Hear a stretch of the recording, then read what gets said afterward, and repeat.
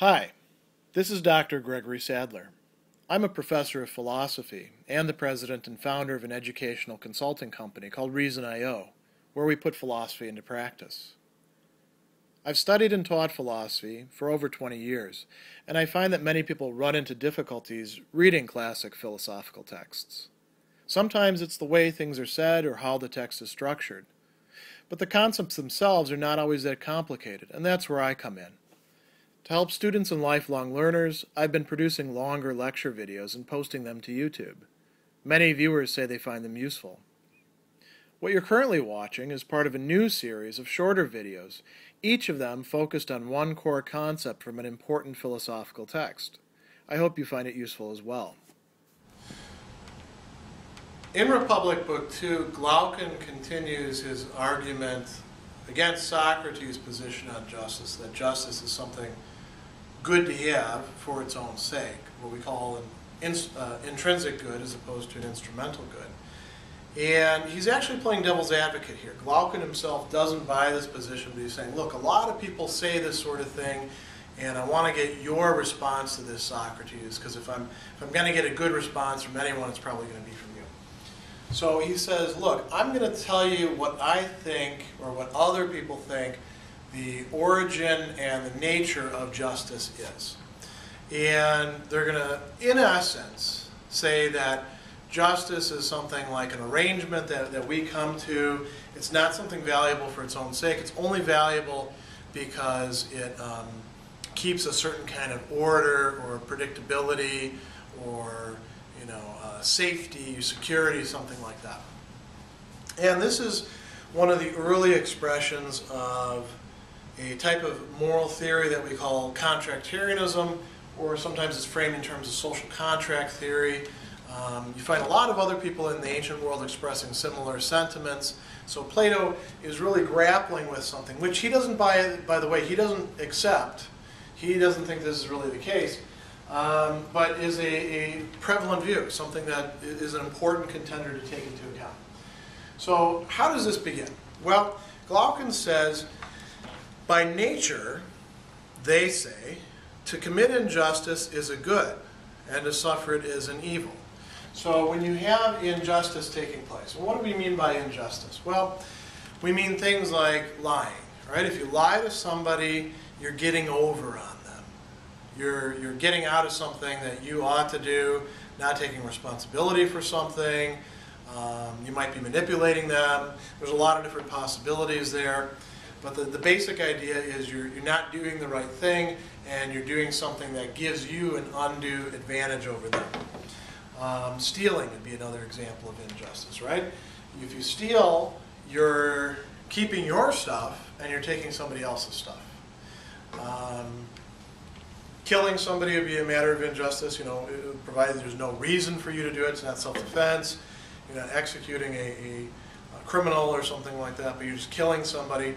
Well, you're committing injustice. You're taking away their life, and let's say you were a sadist. You actually got a kick out of that.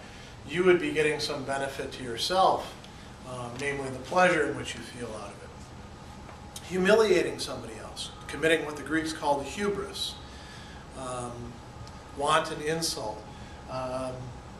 Plato doesn't talk about this quite so much, but Aristotle says when somebody commits hubris, they're actually trying to push the other person into a subservient position to make them feel ashamed. And why do they do that? Because it makes them feel good. It gives them pleasure. It's what is going to be discussed as the desire to dominate later on. Well, that's a case where, again, injustice is committed. The doer receives some sort of good. The sufferer receives some sort of bad out of it. You could think of a lot of other examples. Cheating on a spouse, the person who does it gets to have extra sexual pleasure. Maybe they enjoy breaking the rules. The sufferer feels pain as a result, right? Their relationship is broken. They maybe feel like a fool or something along those lines. So to commit injustice is a good. To suffer it is an evil. And why do people get upset about this then? Well, there's an excess. There's more evil, more bad, than there is good.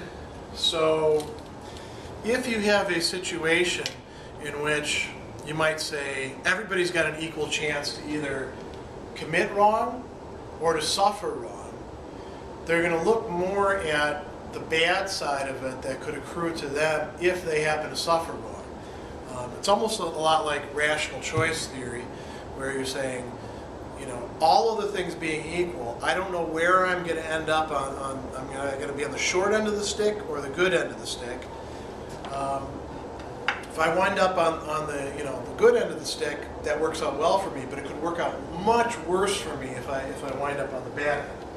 So the rational thing to do in a case like that is to say, well, we're not going to let anybody do this. We're going to make sure that everybody observes justice in relation to each other. So he says, when men do wrong and are wronged by another, and taste of both. So it's not a purely hypothetical thing. It's you realize that, man, I don't like it when other people screw me over, and I'm not getting as much out of screwing them over as other people are, you know, imposing on me. It doesn't pay off that well. Those who lack the power to avoid the one and take the other determine that it's for their benefit to make a compact or a contract or an agreement to neither commit nor suffer injustice. And he says this is the beginning of legislation. So, legislation, society, all of this comes out of this experience of, man, I don't like getting screwed over, and I'm not getting as much fun or enjoyment or good out of screwing other people over as I'm suffering when I get screwed over myself by them. So it's better if nobody screws anybody else over. It's better if nobody commits injustice. And that's what legislation and covenants is supposed to do. This, he says, is the beginning of that, legislation and covenants between men, and that they name the commandment of the law, the lawful and the just. That's the genesis and essential nature of justice. A compromise between the best. What is the best? To commit injustice without suffering it. What is the worst? To suffer injustice without getting to commit it in turn. What's the middle point? Justice. It says midway between the two. It's accepted and approved not as a real good, not as something that's desirable for its own sake, but desirable so that you can make sure that this doesn't happen to you. That's the essential social contract idea of justice.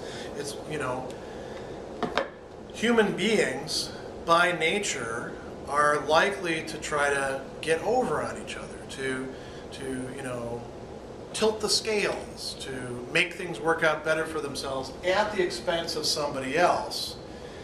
And it's the fact that there's a reversibility involved here, that if I can do that to somebody else, they can do that to me, and that makes me vulnerable to the same kind of harm as I might impose on other people. That makes me say, oh, no, I don't like that. I'm going to be a good guy, and I want everybody else to be good guys too. So we have a system then in which each person displays justice towards each other, and if they break that system, if they step out of that, if they try to assert themselves above somebody else, if they turn it into a merely one-way thing, then you get rid of that person.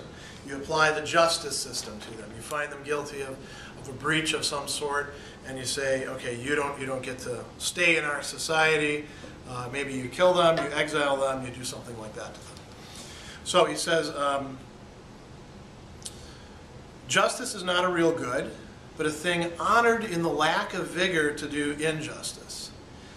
Anybody who had the power to do it and was in reality a man, like, you know, somebody who was very assertive, somebody who was dominant, would never make a compact with anyone, neither to wrong them nor to be wronged, for he would be mad. So if you had an individual who actually, say, a strong person, that strong person then gets to do injustice to everybody. And actually, it would make sense for them to keep, he doesn't talk that much about this, but it would make sense for them in a society to keep, you know, some sort of set of rules and regulations in play, but he or she would get to decide, you know, how they're applied, and they wouldn't apply to that person, right? This would be essentially what the Greeks called a tyranny. A one-person rule, or it could be an oligarchy where you have the, you know, the rich or literally the few, the oligos, decide what they're going to do, and everybody else is subject to them. Everybody else has to observe justice, but they don't have to observe justice towards other people. So he says, the nature then of justice is this, and such is this, Socrates, and such are the conditions in which it originates according to the theory.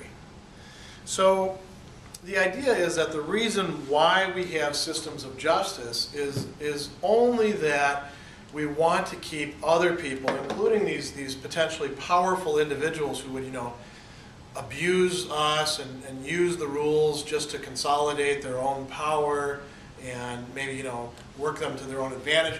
We want to keep people like that out. So what do we need to do? We get rid of any people like that, any of the people that are doing injustice, and we make everybody follow the same set of rules. If anybody gets out of line, then we punish them in some way. Now notice, what does this mean? There's nothing there about justice within the person. Justice is something that exists only in the relationship between people, right? Even this notion of injustice over here is not something that's in the doer and then, maybe even in the sufferer in a certain way. It's something that's in the relationship between them. It's external. It's extrinsic to the person involved. So the just person is not a person in whom there is justice and then they behave justly towards other people. It's just somebody who happens to meet this set of criteria that keeps social order, that preserves the peace between them. So in a situation like this, in a view like this, there's not going to be any attention to moral development. There's not going to be any focus on the goodness of justice for its own sake. As a matter of fact, everybody's sort of in the know about the fact that, hey, if we could break the rules and get away with it, we would. So this is a contractarian understanding of justice that Glaucon is putting forth. Again, he doesn't buy this. He doesn't believe it. Neither does Plato. They're putting it out there as a theory that they want to have in full light so that they can combat it, so that they can come up with something better.